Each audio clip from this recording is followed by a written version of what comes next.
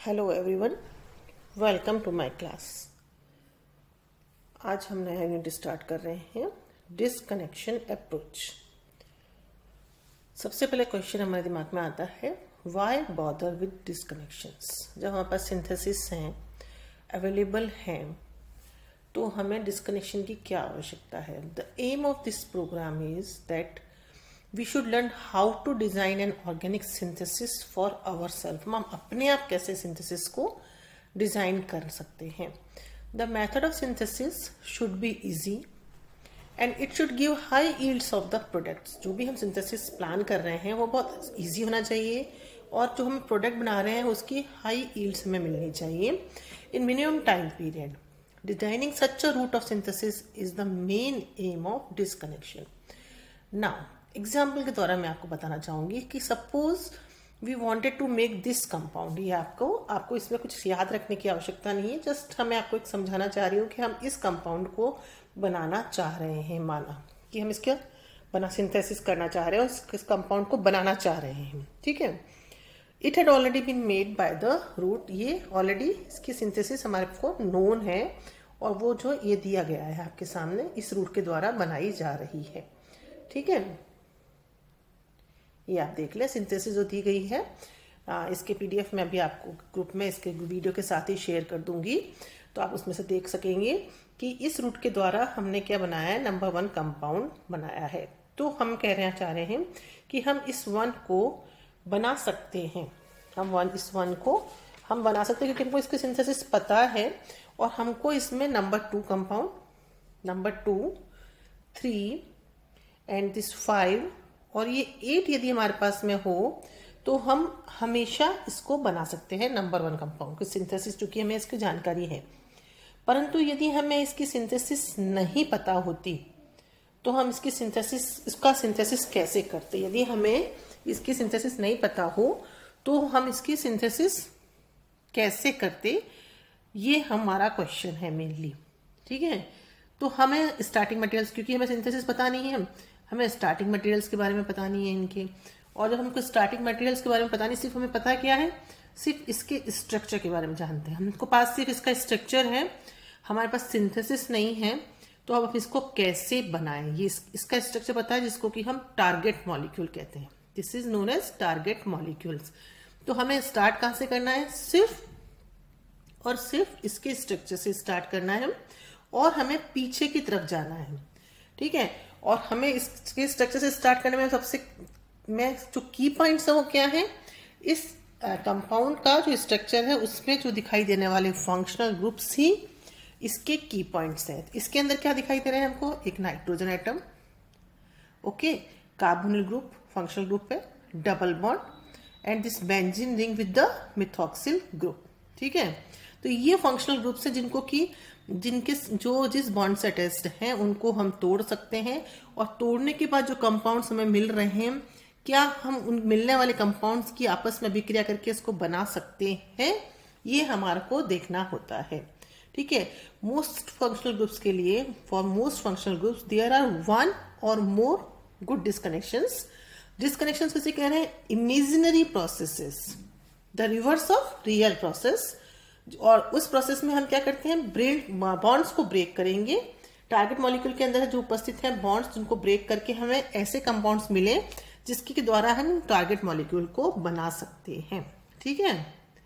तो इसके अंदर जो फर्स्ट डिस्कनेक्शन है, here the first disconnection is a, किसका है, CN बॉन्ड को तोड़ना, और सेकेंड है B, CC बॉन्ड को ब्रेक करना, जिससे हमें 7 और 8 नंबर, जो कि हमने आपको सिंथेसिस में बताया, मिल रहे हैं, जिसके के द्वारा हम इसको बना सकते हैं। This is just to explain, okay, आपको समझाने के लिए कि हम इस तरीके से बॉन्ड को ब्रेक कर सकते हैं और जिसके के द्वारा हमें ये मिल रहा है। इन दोनों से हम ये डिस्कनेक्शन का साइन होता है, इक्वल टू का साइन, इसमें एक तीर का निशान लगाया जाता है, डिस्कनेक्शन।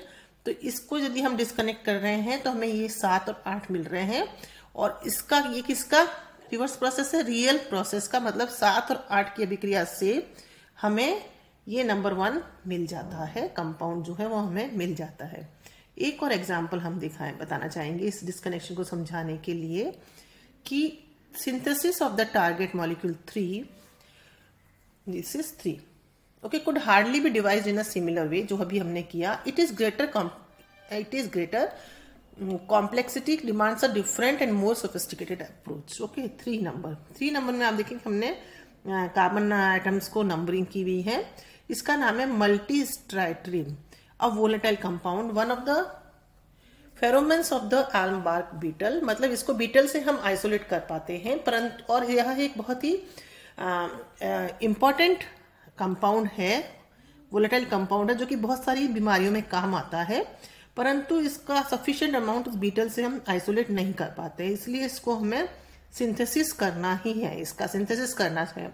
और सिंथेसिस करने के लिए हमारे पास न सिर्फ इसका स्ट्रक्चर है, तो हम इसी स्ट्रक्चर पे वर्क करेंगे. इसको सोचेंगे कि हम किस किस जगह से बॉन्ड्स को ब्रेक कर सकते हैं और जो कंपाउंड्स मिल रहे हैं उससे क्या हमें ये वापस मिल सकता है. इसी प्रोसेस को हम डिस्कनेक्शन कह रहे हैं. ठीक है. Now in the analysing the problem we notice that C6 has 2 single bond. C6 जो है कार्बन एटम को दिखाई दे रहा है, इससे 2 सिंगल बॉन्ड हैं टू ऑक्सीजन. मतलब ये कौन सी लिंकेज हम आइडेंटिफाई कर रहे हैं? Acetal linkage. ठीक है. तो therefore recognize an acetal functional group. Okay. Now acetal 4 can be made, और हम जानते हैं हम डिस्कनेक्शन अप्रोच तभी कन्वीनियंटली कर पाएंगे या सक्सेसफुली कर पाएंगे if we have the idea और the knowledge of the reliable reactions. ठीक है. तो acetals can be made by reliable reaction from carbonyl compound and alcohol के द्वारा एसिटल बनता है, ये हमारी जानकारी में है. ठीक है. तो हम एसिटल लिंकेज को यदि ब्रेक करना करेंगे तो हमें क्या मिलेगा? Diol and carbonyl compound. ठीक है. जिससे जो आपस में विक्रिया करके एसिटल बनाते हैं. ओके. तो acetal 4 can be made by reliable reaction from carbonyl compounds and alcohols. Now working backwards we disconnect the acetal को हम डिस्कनेक्ट करेंगे यूजिंग दिस साइन जो हमने भी आपको बताया, to indicate the reverse of a synthetic step and discover 5 as the intermediate from which the required acetal could be made. जो 5 हमने बनाया है जिससे कि 3 वापस बन सकता है. हमने यहां से इसको ब्रेक किया इस जगह से बॉन्ड को, और हमारे को क्या मिला? एक कार्बोनिल एंड डायोल हमने यहाँ देखा, एक 5 नंबर कंपाउंड आप देखें. ठीक है. इससे हम 3 नंबर बना सकते हैं. ठीक है. नाउ टू मेक 5, अब 5 के लिए, अब 5 को बनना चाहिए. हमने 3 से तो बना दिया. 3 हमारा किससे बन सकता है? 5 से. अब 5 भी ऐसा कंपाउंड है जो कि मार्केट में नहीं मिल रहा है, तो अगेन हमें इसको स्मॉलर कंपाउंड्स का में कैसे तोड़ा जा सकता है इसको हमें देखना है. तो we shall to make 5 we shall doubtless join 2 simpler fragments together by forming a CC single bond. मतलब कोई हमें 2 सिंगल बॉन्ड्स नजर आ रहे हैं जिसको कि हम तोड़ सकते हैं और वह सिंपलर फ्रेगमेंट्स में टूट सकता है. और इसमें हमें चॉइस जो गुड चॉइस में दिखाई दे रही है वो C4 C5 की दिखाई दे रही है, क्योंकि यह इसको तोड़ने से हमें एक सिमेट्रिकल कीटोन मिल रहा है. ठीक है. तो हम 4 और 5 बॉन्ड को तोड़ेंगे, जो आप देखें ये 4 and 5 को, और हमें क्या मिल रहा है? एक कीटोन मिल रहा है. और the ketone in group 6 could stabilize an anion, so 7 should be a cation for the ionic reaction to take place. अब 6 नंबर की जो एनायन है वो तो कीटोन से बना सकता है, कीटोन की बेस से अभिक्रिया करके हम 6 नंबर कीटोन के एनायन को बना सकते हैं. परंतु जो 7 नंबर वाला कैटायन है उसको, वह कैटायन जो है उसको बनाने के लिए कोई सिंपल वे नहीं नजर आ रहा है. तो सॉल्यूशन इसका हमें मिल रहा है to attach a good leaving group to C4 giving 9 as the complete fragment. मतलब इसमें हम यदि एक लिविंग ग्रुप लगा दें तो यह 9 नंबर बन जाएगा, जिससे कि हम उस कैटायन को बना सकते हैं. अब ये 9 नंबर भी हमें डायरेक्टली मार्केट में नहीं मिल रहा है, तो हम क्या सोच रहे हैं कि the ketone 8 is available but 9 must be made. So once again we must recognize that 9 contains the 1,2-diol functional groups made by hydroxylation of alkene. Alkene के हाइड्रोक्सिलेशन से 1,2-diol ग्रुप बनता है.